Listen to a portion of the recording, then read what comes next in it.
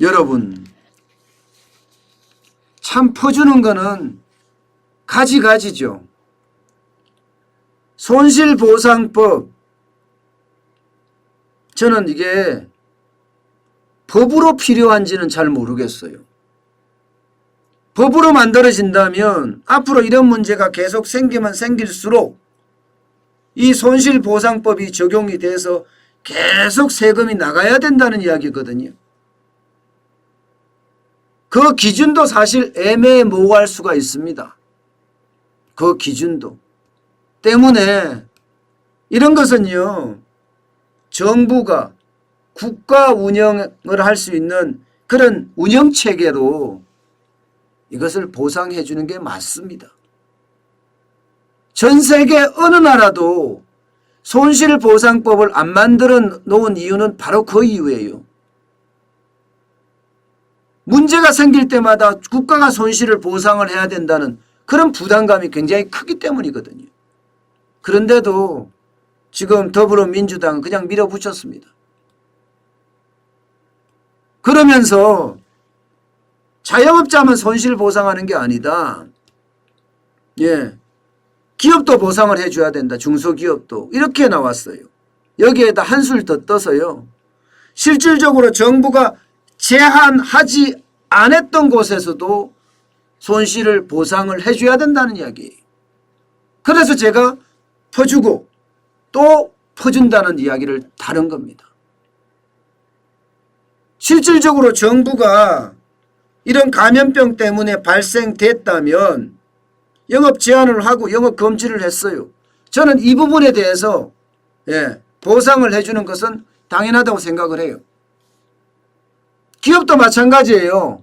기업도 영업 제한을 하고 쉽게 말하면 영업 금지를 했다면 보상을 해줘야 되는 건 맞아요. 그런데 정부의 어떤 직접적인 그런 영업 제한이나 영업 금지가 아닌데도 보상을 해주겠다. 이것은요, 포퓰리즘입니다. 포퓰리즘이에요. 대한민국의 나라 금고가 화수분입니까? 퍼내면 퍼내는 대로 돈이 나오나요? 안 나옵니다.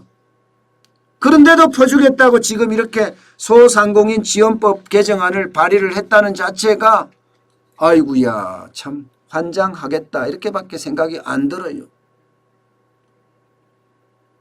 홍남기 경제부총리는 뭐라고 했습니까? 자영업자 손실보상법 법으로 안 된다고 뭐 소신이니 뭐니 온갖 쇼를 다 했습니다. 근데 결국은 통과되고 다 하잖아요. 홍남기가 아니라 홍백기란 말이 여기서도 또 어울리는 말이에요. 그러면서도 언론에서는 그렇게 나와요. 홍남기 한판 이겼다. 이기기는 개뿔을 이깁니까? 하는 대로 지금 다 하잖아요. 그 당시에 여당이 주장했던 게 뭐예요? 보편지급과 선별지급 다 하겠다고 그랬잖아요. 그죠? 그런데 홍남기는 안 된다 이렇게 이야기했죠. 선별지급만 하겠다. 그것도 3월 안에 안 된다 했는데 3월 안에 지금 다 하고 있고요. 대통령이 또 국민위로금 익하면서 전 국민 지급한다고 하니 이것도 지급을 해야 돼. 결국은 다 들어주는 거야. 무슨 곡간직이에요. 무슨 곡간직이. 쉽게 말하면 그냥 예스맨이죠. 예스맨. 하라면 하는 대로. 제가 괴뢰재정부라고 이름을 지은 적도 있어요. 괴뢰재정부. 괴뢰라는 말이 꼭두각시란 뜻이에요.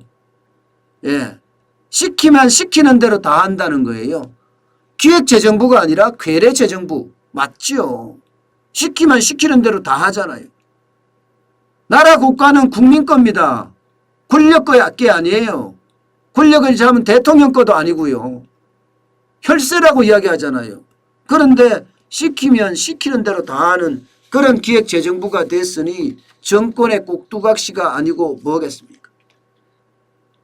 정작 말입니다. 그런데 정작 필요한 사람들에게 얼마나 지원이 되느냐 이걸 봐야 되는데 정작 퍼줄 곳에는 안 퍼준다 이런 말까지 또 나와요. 왜? 자영업자 소상공인 손실보상법 소급 적용을 하지는 않겠다 이렇게 이야기하거든요. 근데 이거 선거 앞두고 가능할까요? 소급 적용 안 하겠다는데 소급 적용이 안 될까요? 천만의 말씀이 천만의 말씀. 저는 소급 적용이 될 수밖에 없을지도 없을 거예요. 아마.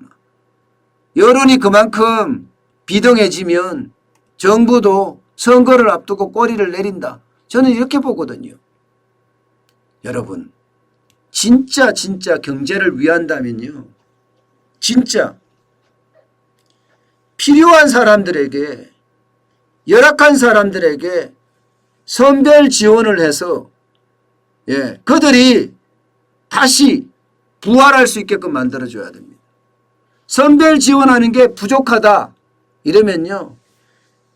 그 열악한 사람들이 생존할 수 있는지 과거의 이력까지 조사를 한 다음에 여기에다가 대출을 또 해주는 거예요. 저리로. 저는 이런 게 바람직한 방법이라고 봅니다.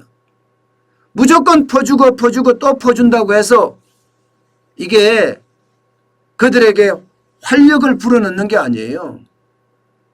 줘봤다 찔끔찔끔이고요. 실제로 도움도 안 되고요. 약간의 도움이 된다고 해서 자영업자들이 좋아할 리도 없고요. 여러분도 알다시피 임대료가 고정비가 한 달에 2천만 원 3천만 원 나오는데 100만 원 200만 원 300만 원 지원해 준다고 표티가 나겠습니까? 저는 그런 지원이 중요한 게 아니라 실질적으로 진짜 어려운 사람에게 지원을 해서 그들이 활력을 느껴서 쑥쑥 성장하고 그러면서 우리 경제 전체가 활력을 받았으면 좋겠습니다. 지금처럼 이 프로파간다 여기에다가 포퓰리즘이 가미된 이런 쇼는 그만해야 된다고 저는 봐요. 그렇지 않으면 대한민국은 진짜 대한민국이 아니라 대한빅국이 될 수밖에 없는 그런 상황입니다.